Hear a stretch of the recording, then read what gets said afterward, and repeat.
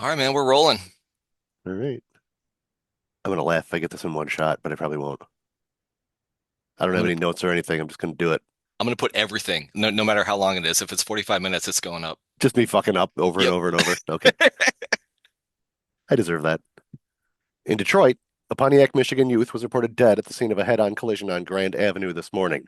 The youth was reportedly driving on the wrong side of the boulevard when he struck a delivery truck and was catapulted through the windshield of his car. The driver of the truck is reported to be uninjured. Identities of both men are being withheld by local police. Nailed it. Kick ass, man. Like Frank Sinatra, one take. Hell yeah. Nice. Rip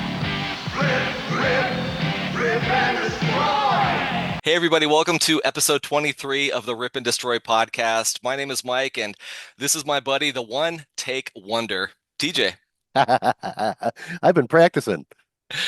That intro was done in one take and one take only. So, welcome to the broadcast. It is episode 23, like we said, and today we are going to celebrate the 50th birthday of one of the greatest albums in history. Not just one of the greatest Kiss albums or rock and roll albums, one of the greatest albums, period, and that's Destroyer.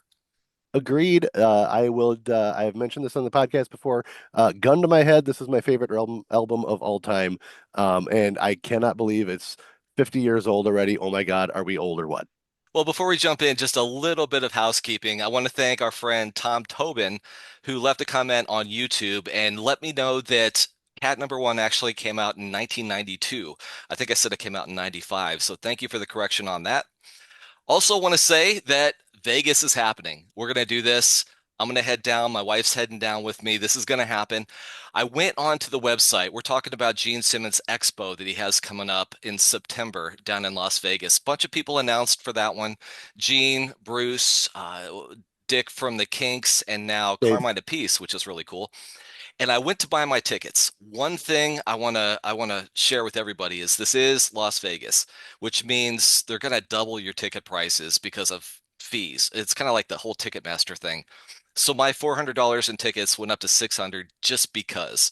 So I didn't buy them yet. What I'm going to do is wait and see when the shows are announced. I want to make sure I get down there on the night that Gene Simmons Band is playing, assuming that they are, but definitely going to get down there. I was when I saw the $600 ticket price, I started to rethink that one a little bit. But then our friends at Kiss Army Things left another comment on YouTube and said, "Go get the record signed." And I'm like, "Yeah, hell yeah, I'm in." So this is going to happen. I'll give updates as we go. But except is for the that fact, 600? I'm sorry, is that 600 for the event ticket?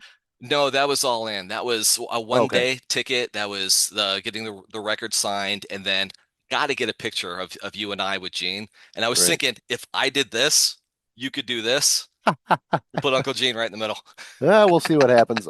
Yeah, because I thought, yeah, the event tickets. I mean, there's a whole bunch of different tiers of pricing for those event tickets, and I know some of them were outrageous and some of them were fairly affordable. So, yeah, I didn't look too closely into it as far as like when Gene is actually going to be doing signing or Mhm. or what the deal is. So I think that's kind of the most important part. But yeah, hopefully we'll figure it out. Yep, it's coming together. They're kind of announcing it piece by piece. So I'm going to keep an eye on that and try to get on before, anything sells out because you never know. Right. Well, except for the fact that I'm pretty sure I have at least two hot takes for this episode. That's what I have for housekeeping. Did you have anything? I have zilch, my friend. All right, let's get down to it, man. I'm going to let you kick this one off because this is your album.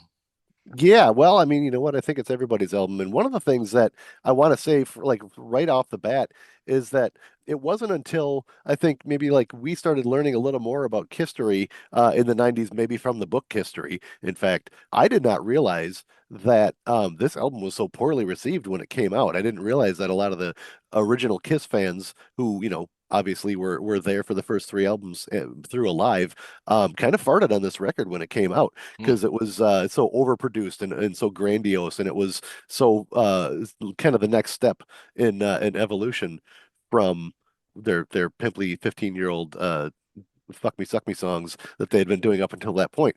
So that was kind of a shock to me because as far as I am concerned, from the moment I heard this at 4 years old in the late 70s, I thought it was a masterpiece. But what do I know? I was 4 years old. So that was one of the most interesting things that I ever found out about Destroyer was that, it took a while for people to kind of warm up to it. That being said, as it is one of my favorite albums, I kind of just thought maybe we'd talk a little bit about like what we thought made the album great. And I do think that it's that push towards the next step and that overproduction that I think does make Destroyer really stand out because in my mind, Destroyer is kind of the epitome of what Kiss should sound like. I mean, I love and appreciate the first three records and Alive and the gritty street level kind of stuff, but with their superhero persona, their over the topness, I always felt that the music should be equally over the top. And I think that's what Destroyer represents. And I think it has always represented because, as far as I can tell, the band has been chasing another Destroyer ever since 1976. Well, they've been promising another Destroyer ever since 1976. Every record's going to sound like Destroyer and something else, and none of them ever did. Right. And I did not realize it was so poorly received when it came out, but it makes sense because I always assumed that the reason why they didn't maintain that level of production was because it was such a pain in the ass to record the record because Bob Ezrin was gonna get that record out of them one way or another. But it makes sense too that their fan base was just not having it, even though it was the first studio record to go platinum. Unless, of course, you consider Alive to be a studio record, which I think you can. It came out March 15th, 1976, but the first time I heard it was in 1985. And I went home after school, fifth grade, put the record on, put the big clunky, 7 pound plastic headphones on, and I was immediately taken by the record. I think that everything that makes it different and unique kind of elevates the conversation. There's a ton of bells and whistles, but in the same way that Pet Sounds kind of incorporates a million and one different, obscure sounds, but it all kind of works. It's never distracting. It doesn't take you away from the actual songs. I think it works the exact same way in Destroyer. And honestly, it's something I wish that, like you said, I wish that they had continued that. I would love to have heard, two, three, four more records. Although I think if they did that, they wouldn't be doing two records a year. I think it would have taken them a lot longer to write and produce those songs. I don't think Bob Ezrin's ever really done a bad record that I've heard.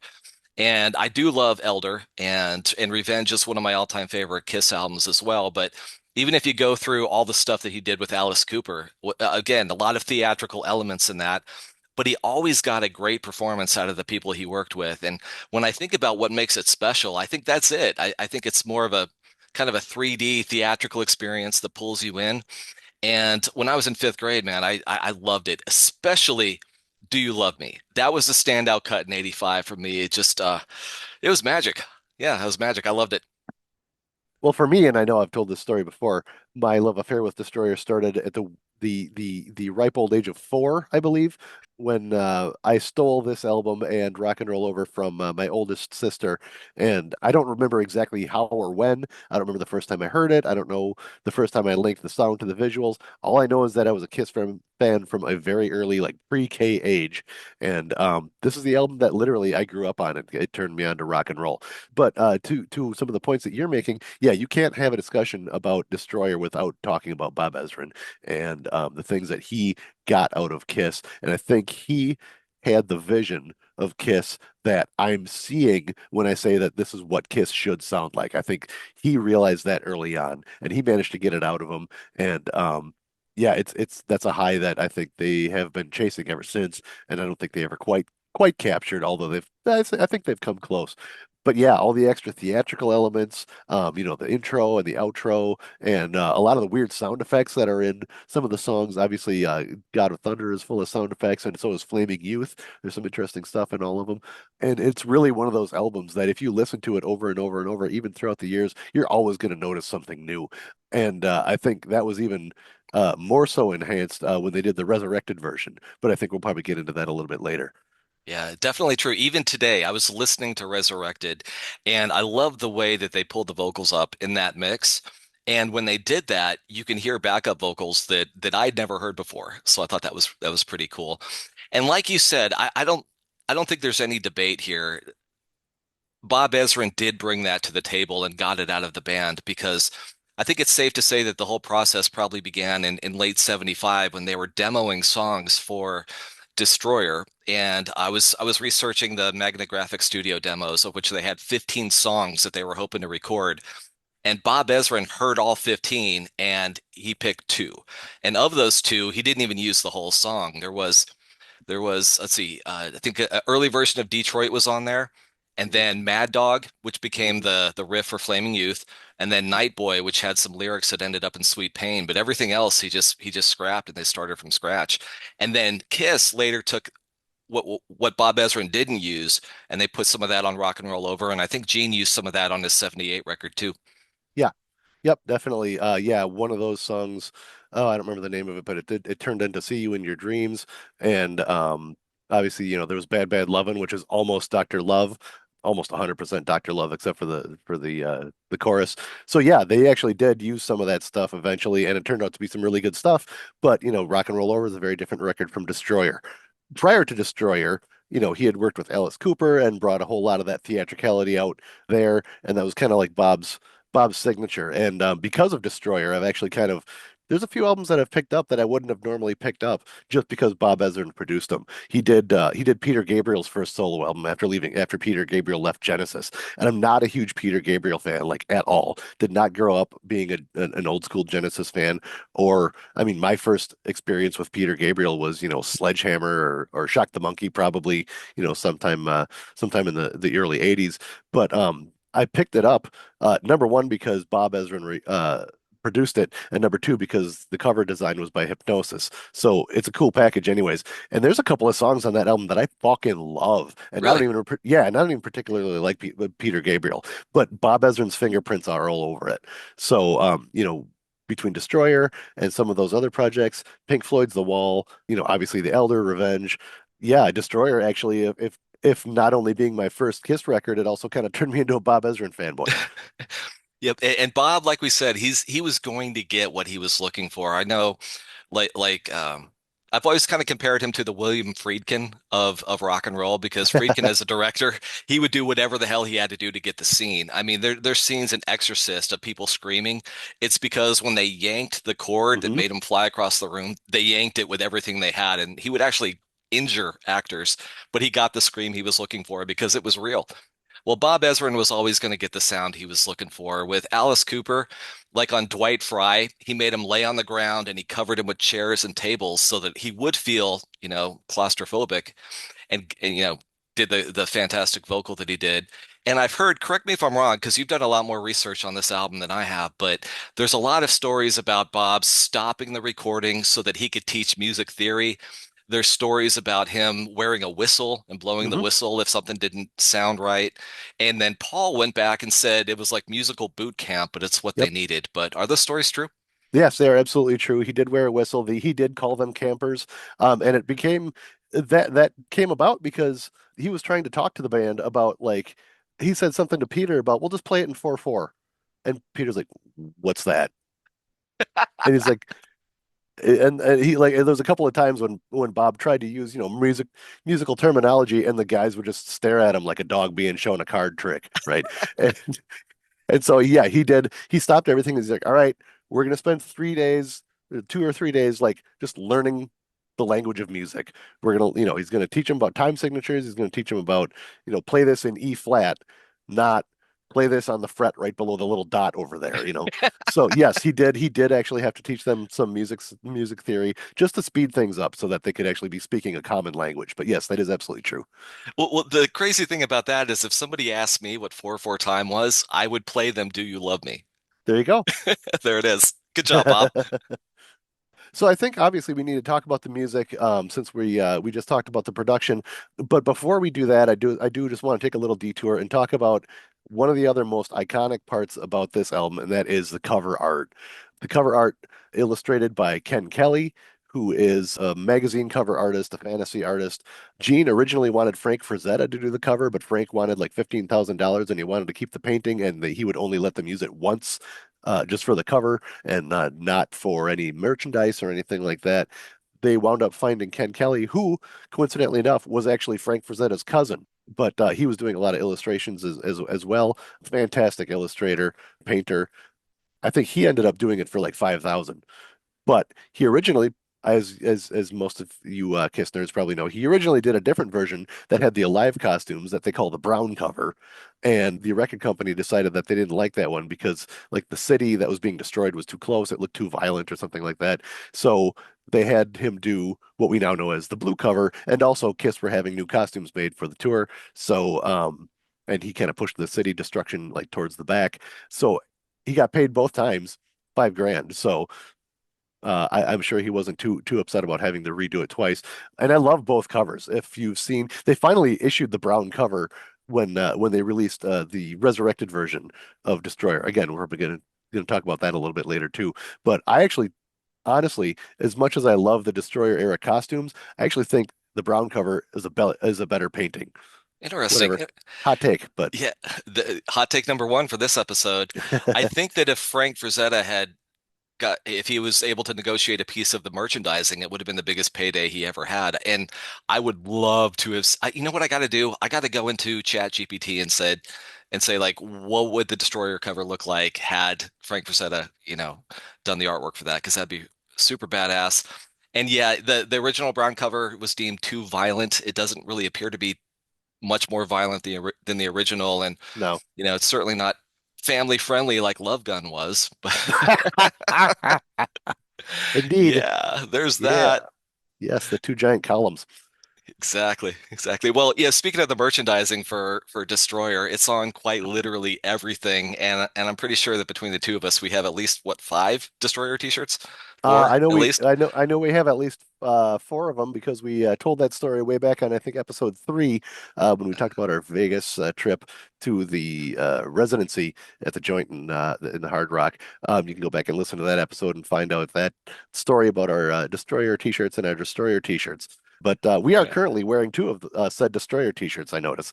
That we are. I'm going to say we have 4.5 because since that episode, I got the tank top. I don't know if that counts Oh, as a that's right. whole t-shirt, but It's a piece of apparel. It counts. there it is. So 5 it So. is.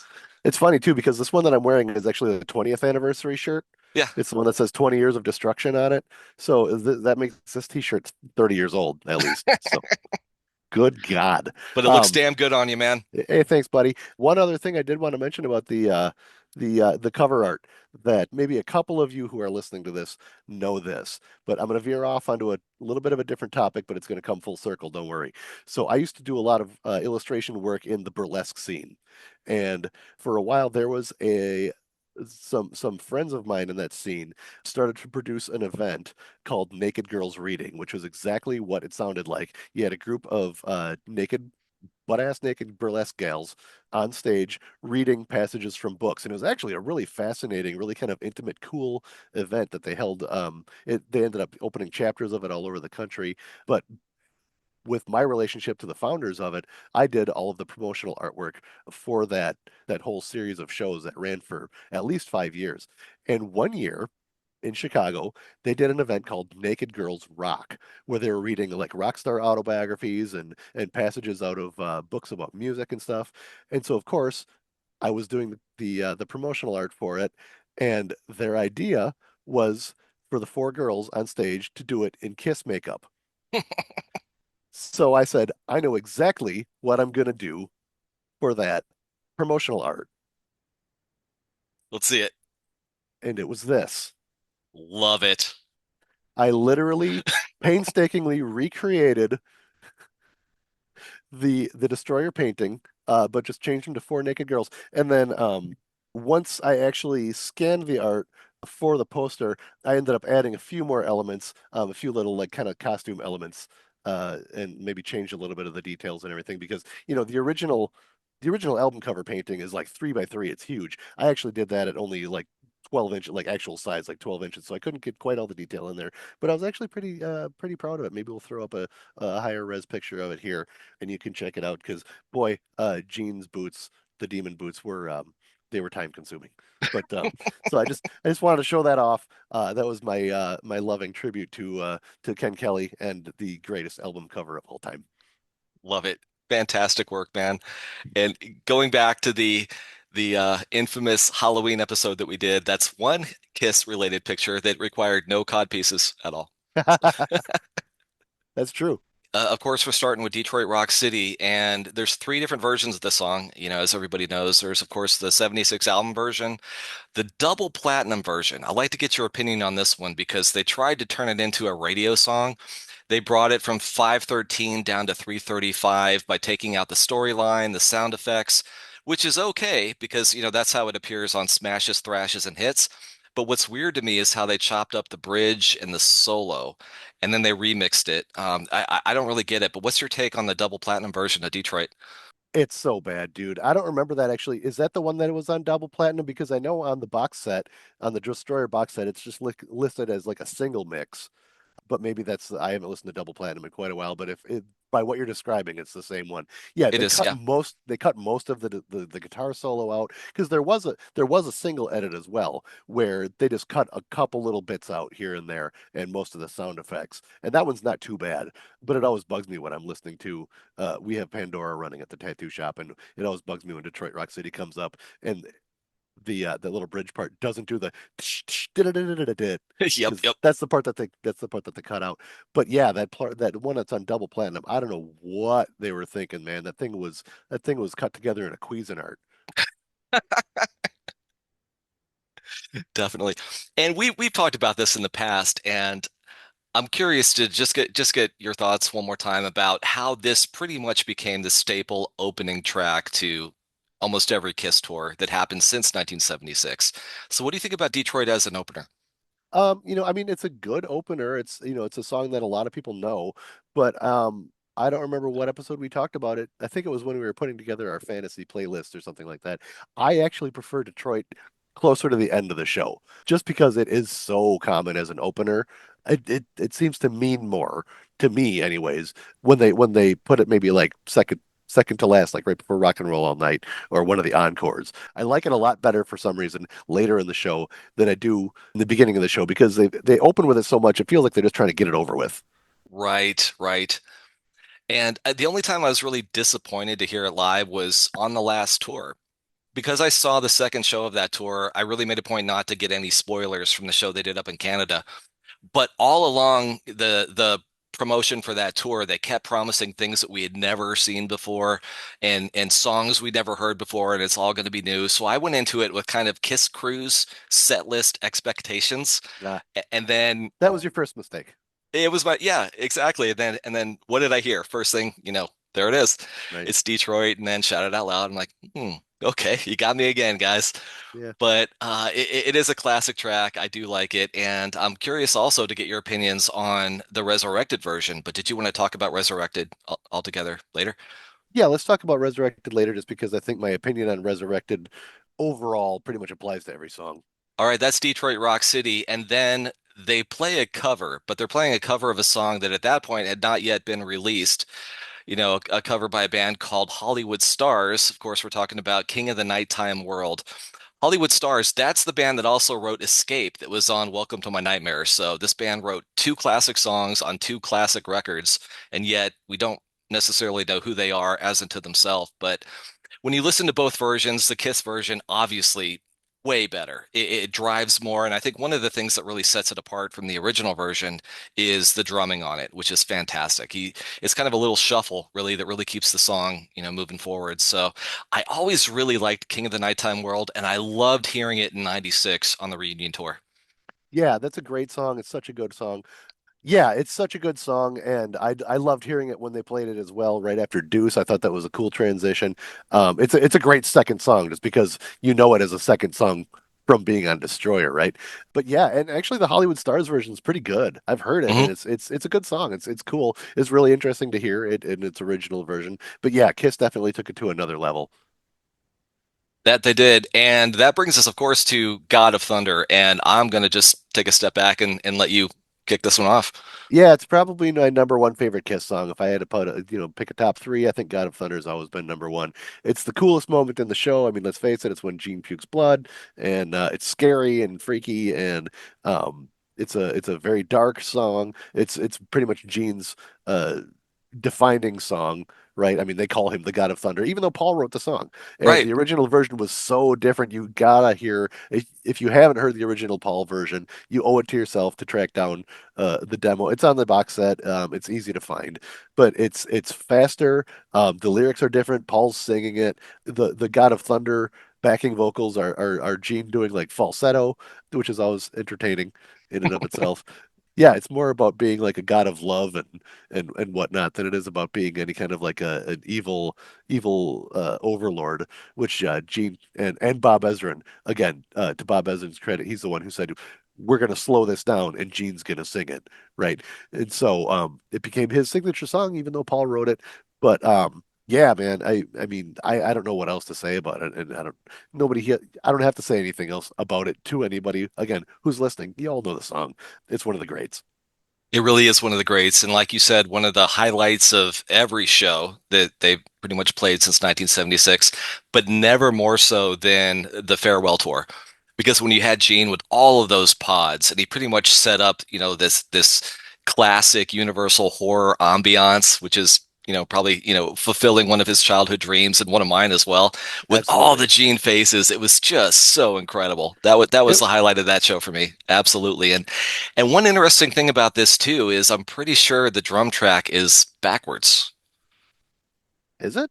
I think it is. Pretty sure it Hmm. is. I haven't heard anything about that. Yeah. You've got Well, that Shout It Out Loud book that that book that about the making of Destroyer. I know I read it and then I sent it to you. yep, And so right I over there. don't remember a whole lot about it. So I don't know if you can look that up. I've never heard anything about the drums being backwards. That's interesting. But I you tell you, as a drummer would have an ear for that more than I would. I tell you what, keep us honest. Leave a comment. You can leave a comment on Spotify, on YouTube, on our Facebook page, and let me know if you heard anything about the drum track on God of Thunder. Forwards, backwards, sideways, whatever the case may be. So Yeah, in fact, I think we're going to start just getting shit wrong so that we can like get more comments and engagement from our audience. So I exactly. think that's a good strategy. We'll just play dumb.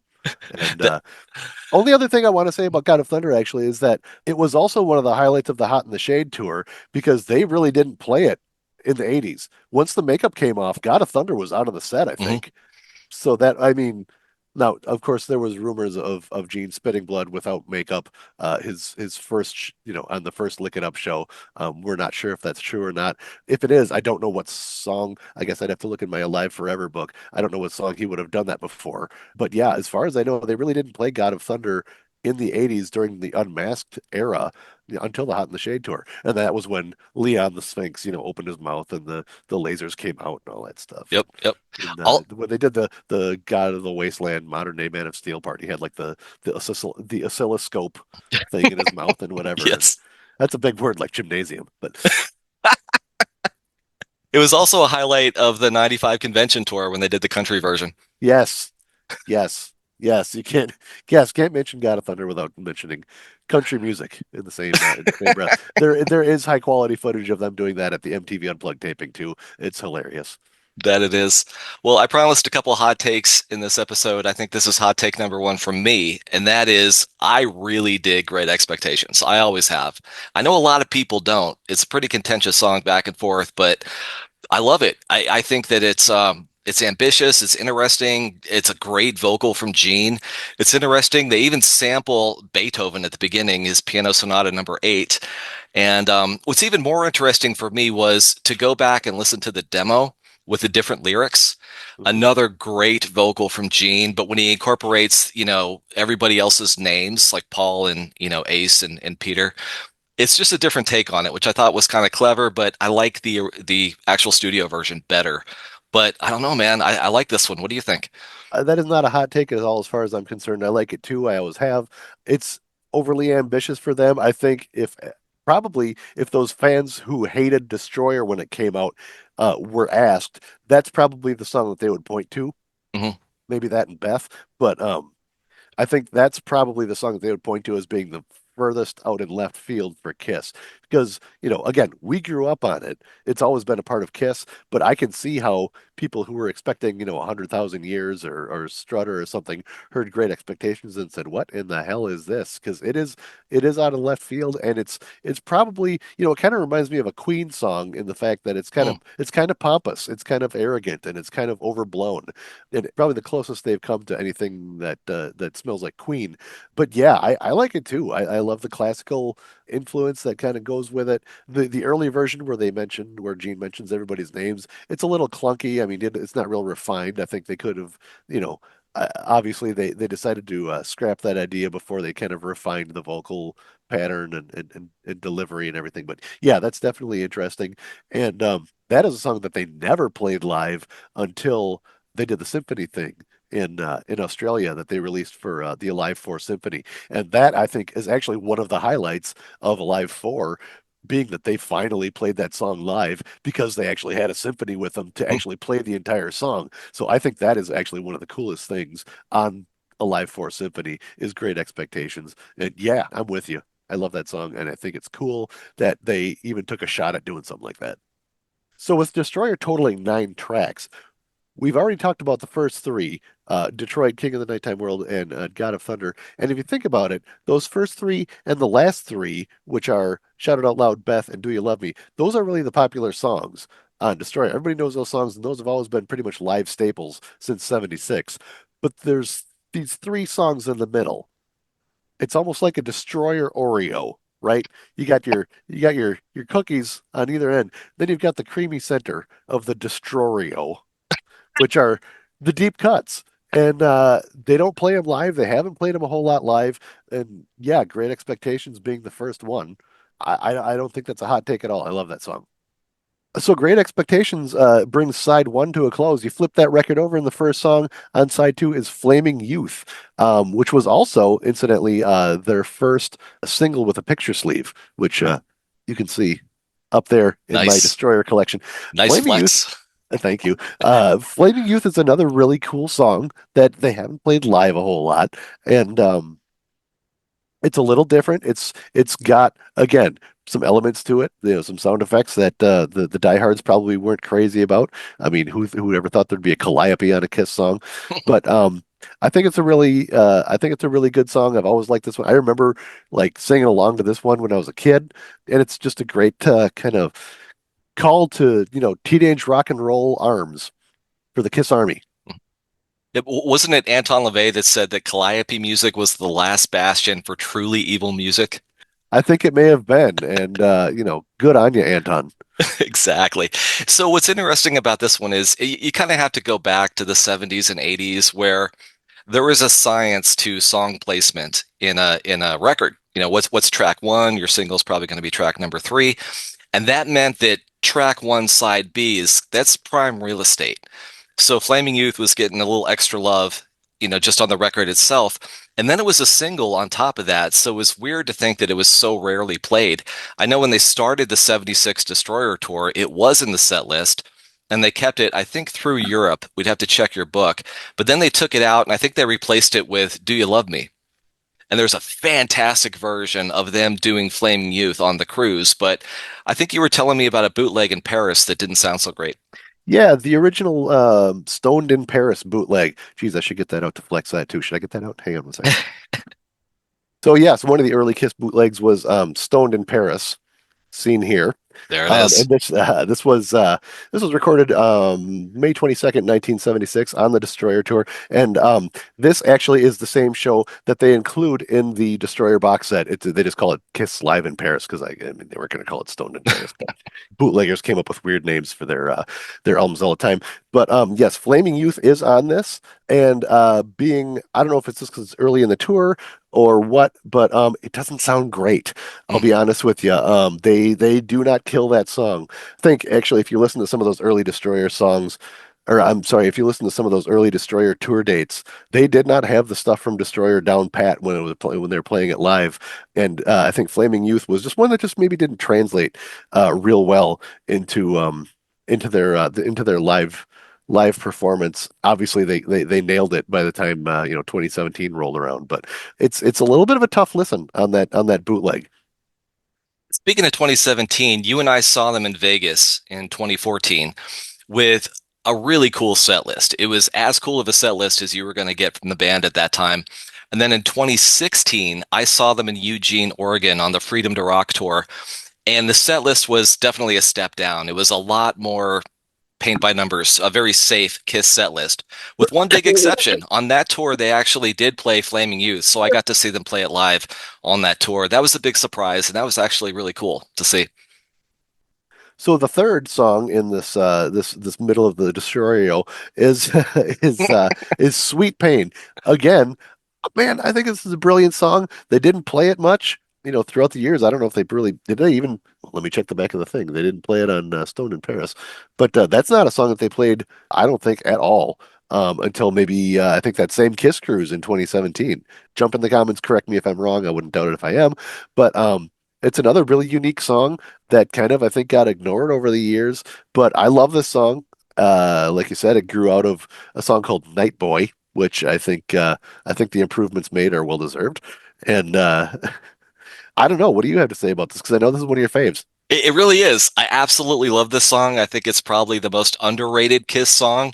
I think it deserved a lot more love than it ever got. Rumor is Paul was not a big fan of it, but I tell you what, when they did do it live in 2017 on the cruise, it sounds totally kick-ass. We should put that up on the playlist because it's really worth checking out. And I know we're going to talk about Resurrected later, but I've got one question for you, and I can't wait. Dick Okay. Wagner, Ace Frehley, which solo would you pick? Uh, sorry, Spaceman. Dick killed it. He did. I agree, 100%. Yeah, I got to give it to Knucklehead McGinnis, as Ace called him in one of his interviews. Yeah, I think Dick Wagner did a killer job, not only with the solo but the little decorations that he put in throughout. I agree. I agree. Well, more on that later. And one last thought on Sweet Pain. If you didn't listen to the episode we did on the 95 convention, that was the request I brought, hoping to hear that one live. Didn't get a chance to hear it live, so Yeah, what are you gonna do? live and learn. I tried. Yeah, he tried. You know what I did though? I tried to get them to play it. I would just shout it out loud. Uh, Like, Listen to you and your professional radio segues. Damn, you're good. right? So yeah, shout it out loud. Here we are, have arrived at the second major anthem in Kiss's repertoire after Rock and Roll All Night brought the Kiss Army together. Now they're going to shout it out loud. And again, it's an overplayed song. They play it, every show. It's been a staple. But I'll tell you, I still love this song. Yeah. Yeah, You know, yeah, it's great. it's great. It's great. And every time I hear it, I hear the explosion when you're supposed to hear the explosion, whether it's there or not. It was their first top 40 hit. Now, I heard a rumor. I was not able to substantiate this, and I was not able to find it. But I did hear a rumor that there was a French language version of this that they recorded for Europe. Do you know anything about that? I've never heard of that, Okay. and Well, I would doubt it. I doubt it. But then again, Gene does speak like 114 different languages. So Yeah, I don't know that one of them is French. I did really like the version they recorded for Sonic Boom, though. I think it has a great vocal. It's got a really crisp production. And once I got over the should they or should they not have actually re-recorded these songs, I think it's a great version. I really like it. Oh yeah, you're talking about the Japanese Yeah. re-recording thing that Yeah. they ended up including with Sonic Boom. Yeah, it's fine. I'm not a huge fan of any of those re-recordings, but yeah, the original studio version is great. It's always again, even though it's overplayed, it's always a highlight of the show. I think I mentioned this one time is that I don't know a lot of the times that's the song that they'll play. On the big video screen, they'll play like a lot of historical footage of Peter and Ace and Cadillac High Mhm. and all that different stuff throughout the history. So yeah, I don't know. It's kind of like when I worked at Burger King as a teenager and I never got sick of their food. I don't know why. I just, I still like it. Still like Burger King. I still like Shout It Out Loud. Sue me. One of my all-time favorite memories was you and I in high school in the ball pit eating hamburgers. Ball pits are gross. Why would we do that? I don't know. We were in high school. What do It's, we know? it's the last time I was in a ball pit, actually. We talked a lot about Beth in the past, and I know it's not your favorite, it's not my favorite, but I do think this record needed a ballad. And I think it's interesting because no Kiss record had ever had a ballad before. There's songs like Let Me Know or maybe Coming Home that probably could have been if you slowed them down, the lyrics would fit, but still not a fan. I'm a huge Peter Criss fan. I know this is, his signature song, but not my favorite. Yeah, no, I just like I skip over this song when I'm playing Destroyer. I think we can pretty much skip over this song when we're talking about Destroyer. I do have one thought though. One of the songs that didn't make the cut for this record was Ain't None of Your Business. Uh-huh. It's a Peter Criss song, and this is hot take number two for me. I think they should have swapped out Beth for this one. I think it would have fit perfectly. I think it's a super kick-ass vocal from Peter. He's kind of gritty and nasty on this one. It's got like a groove to it. I think it would have fit perfectly on Destroyer, and I would have swapped him out. What do you think? I am going to disagree with your hot take on that one. As much as I don't necessarily care for Beth, I do think that it fit in with the overall idea of Destroyer about them kind of expanding their horizons. And also, we know that they wanted to attract a female audience, and we know from your wife's story that they were successful in that endeavor for better or for worse. I don't think that Ain't None of Your Business really fit in with the whole overall idea of Destroyer.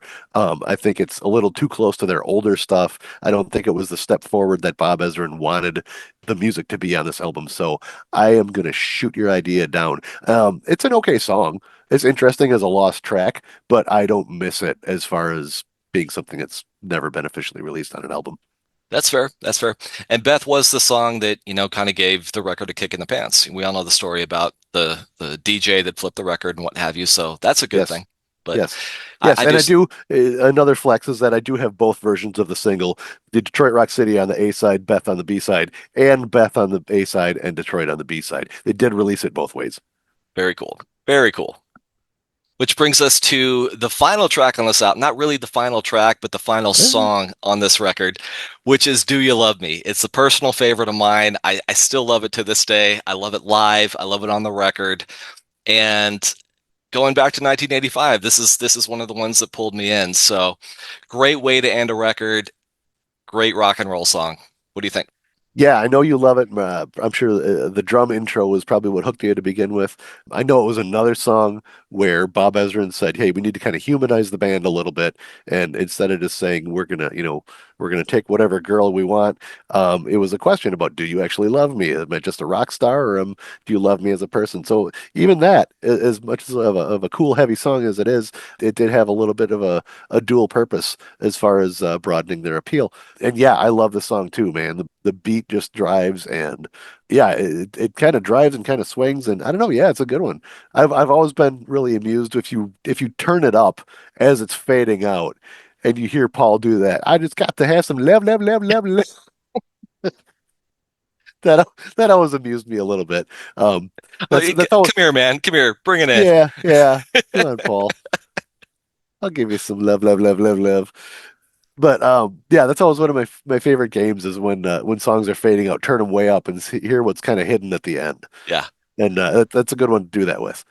Well, after you turn up the end of Do You Love Me, you got to turn it back down again because something else happens at the end of this record. Do You Love Me, as you said, was the last song, but there's a weird little outro that's been cause of speculation and curiosity for 50 years now. And it originally was not labeled as a track and did not have a name. It has since become known as Rock and Roll Party, and that's because it's kind of a strange audio soundscape mixing some of Paul's stage raps with some of the children's choir from Great Expectations, and it's all run through a whole lot of delay and a lot of echo. And as the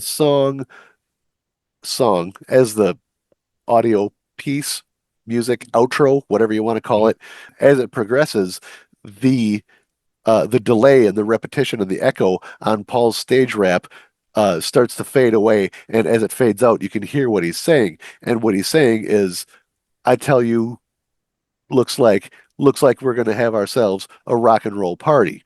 And it sounds like it's from Kiss Alive, but it isn't. What it's actually from, as I found out when the Dress to Kill box set was released, it's actually his stage rap before Strutter recorded at the Davenport, Iowa show on July 20th, 1975. If you go to the Dress to Kill box set, throw on the Davenport show right before Strutter. That's what he says. I tell you, looks like we're gonna have ourselves a rock and roll party. And the first time I heard that, you were in the car with me I was in the when car. Yep. you were visiting over Halloween, and I said, and I stopped the track and I started over. I said, "Holy shit, listen to that!" And you're like, "What?" I'm like, "It's the end of Destroyer." You're like, "Oh my God, it Yep. is." So yes, so that was a mystery that was solved for me after many years as to where that particular clip came from. Other than that, it's just a weird little outro, and I know that between the car crash intro or the car intro and that outro, really they were just trying to pad the album out because it's pretty short for being such an epic album. It's only like 29 minutes long, and a few of those minutes are the intro to Detroit Rock City and this outro. So it's just padding, but it was always kind of a little mysterious thing, especially since some later pressings of Destroyer got rid of it. I did not know that. Yeah, some of Hmm. the I think the mid '80s pressings, like the '85 pressings, maybe some of the ones before that. I'd have to check, but yeah, some of them. I believe I might even have one where it's not at the end of "Do You Love Me." So of one of the 27 versions of your Destroyer records, how Yes, many yes. do you have? Kind of go Um, down the Okay, so yeah, I'll do that. So this one that we have here, right over on the bottom end, this is the copy that I've had since I was 4 years old. This is the one that I stole from my sister. This one I believe is a first pressing, on the Blue Bogart label that I found at a record store. This one I think is one that I got from a friend who gave it to me. We have the resurrected version, the 2014 version, and then the box set, which right now I don't know if you guys have noticed, but it's reflecting something back here, and it looks like it's glowing, and It I'm not does. moving it because it looks freaking awesome. And this is the CD version of the box set because I got it when it came out. I did also buy the 45th anniversary vinyl version, and I do have that stuck in the box set as well because there's just enough room for that record in the box. So I guess that makes it what, one, two, three, four, five, six, seven, and I've got the original CD and the resurrected CD. So I guess I have like 9 copies. Love it, love it. And I did want to ask you about the box set because every time a new box set comes out, the question is what's on it and is it worth it? Because they're not cheap. The box set is super cool. It comes with, well, here, let me grab it. And now I got to move it, and it's not going to glow anymore. Oh man. Oh man. Can you leave the lid? So yeah, I mean the box set comes with all kinds of cool stuff. It's very well made. This is the 45th anniversary vinyl version. It's the 2 discs, and it comes with the shortened version of the booklet. So this is like an abridged version of the hardcover book that comes with the box set. And this is full of all kinds of history and liner notes. And then it comes with like all the printed materials. This is like a replica of the Kiss Army fan club kit. It's got the folder. It's got a big vinyl sticker. It's got all the photos, the letters. Got a couple of bumper stickers here. It's got all kinds of printed stuff in here. A lot of really cool stuff to look through. Also comes with this envelope with A cease and desist from Gene? yeah, that's I'm waiting on that one. This comes with more printed material. It does have a replica of the Destroyer tour book, Very which, cool. of course, you and I are both big fans of tour books. Wish I had Yes. an original, but this will do for now. Comes with blueprints of the original Destroyer stage. Of course, it's got the CDs. What do we have? We've got this is the remaster of the album. This is the demos.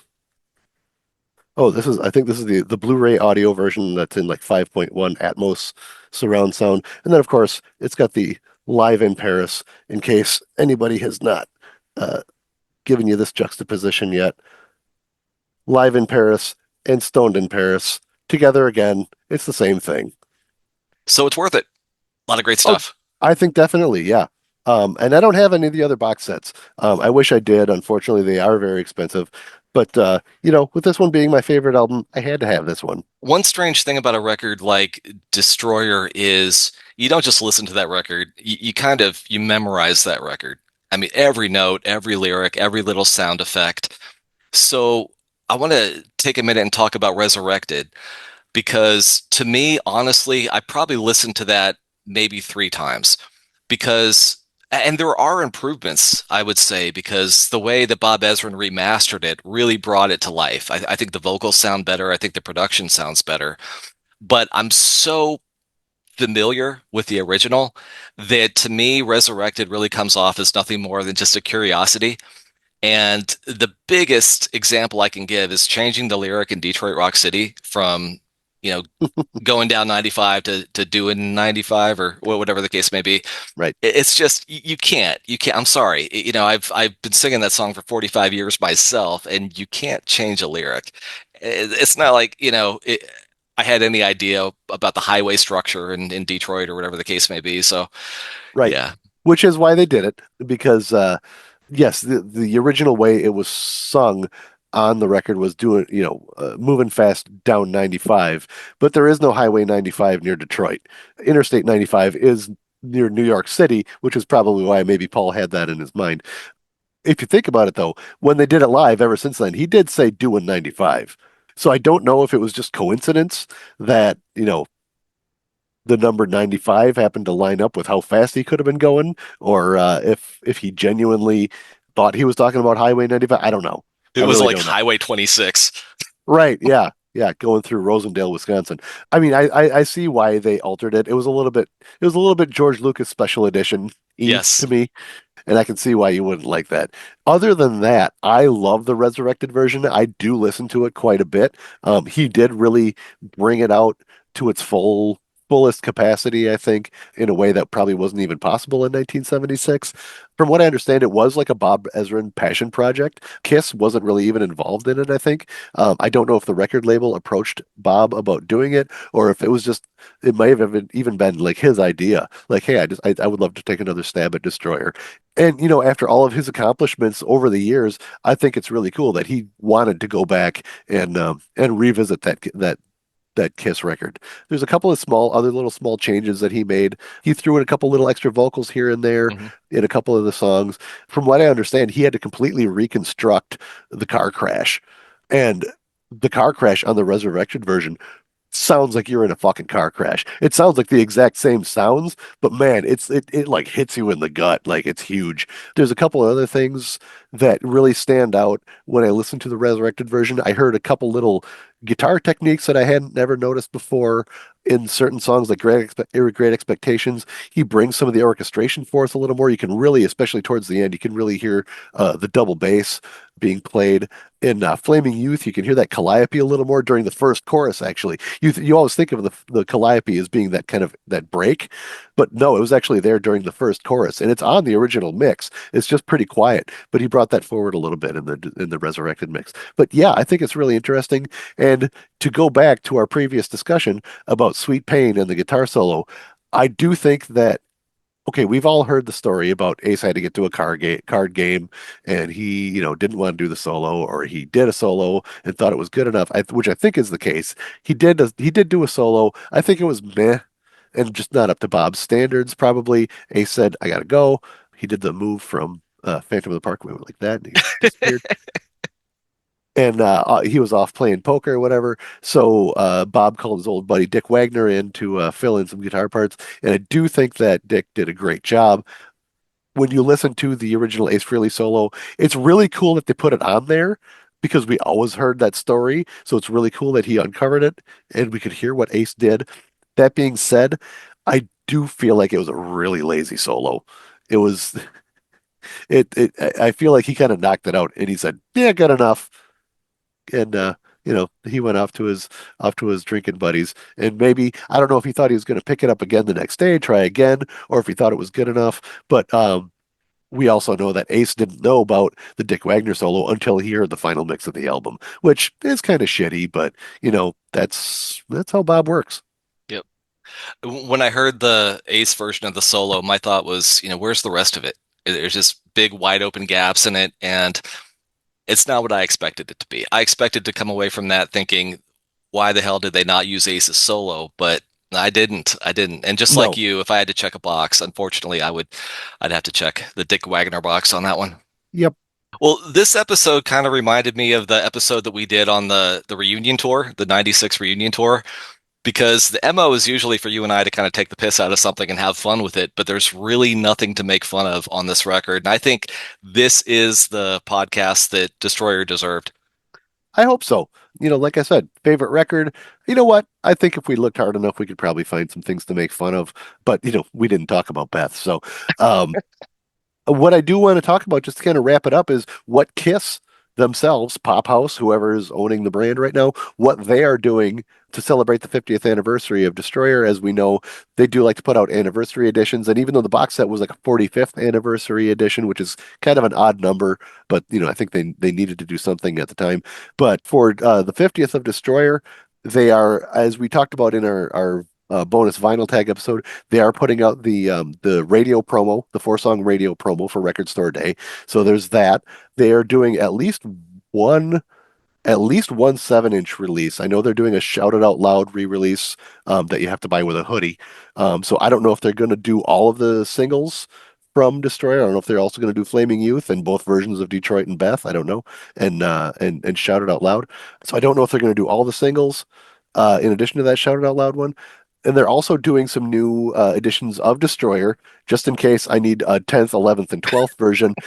They are doing a picture disc, a colored vinyl, which I think is gold and red or something like that, and they're doing a liquid filled, which is a no thank you for me. I don't Hundred like those. bucks. $100 for Uh, that one. yeah, I am not interested in those liquid filled records. Given my propensity towards water issues in my home, I know for a fact I'm going to get a leaky one and it's going to ruin my shit. I have no interest in liquid filled records at all, so I do not think I'm going to pick that one up. All those versions do have like a cool gold foil logo on them, though, as opposed to the the red and orange fade that we all know from Destroyer. So they're pretty cool looking editions. I don't think I'm gonna I don't think I'm going to jump in on any more copies of the Destroyer. I think I'm good. I don't know. I got $100 for a gene puked blood filled version of Destroyer. I like That might be the liquid. I didn't really read into it too much. if it is, I'm in. Take my money. They are doing some more merch. They're doing some old school belt buckles, and I knew they're doing more T-shirts. Not that you and I need any more Destroyer T-shirts, but they are doing a couple of shirts with the brown version of the cover, which is pretty cool. I think I'm going to skip those. I'm gonna hold off, and I don't think I need any more Destroyer T-shirts. I don't know about you, but so yeah, Kiss is doing a few things to celebrate the 50th themselves, and that's pretty cool. It is cool, and I try so hard not to spend more money on this band. And I'm scrolling through all the new merch a little faster than I have to because I don't necessarily want to find something I really want. I get to the end, and I kid you not, they have this Destroyer Zippo. I'm like, son of a bitch, that's so cool. Uh, 45 bucks. I think I need it. okay, Yeah, go for it, man. I like it. Well, if you like this episode or if you don't like this episode, let us know what's on your mind. Leave a comment. You can leave a comment on Spotify, on Instagram, on Facebook, and on YouTube. Yep, you can find us on Instagram at Rip and Destroy Podcast. You can email us at ripandDestroyPodcast@gmail.com. YouTube, Spotify, as Mike said, is where you're going to see our show, and you can leave comments anywhere. Drop us a line, send us a pigeon, whatever you want to do. And next time, I promise we'll make fun of something. Until then, happy birthday, Destroyer. Kill the power, Phil. Kill the power.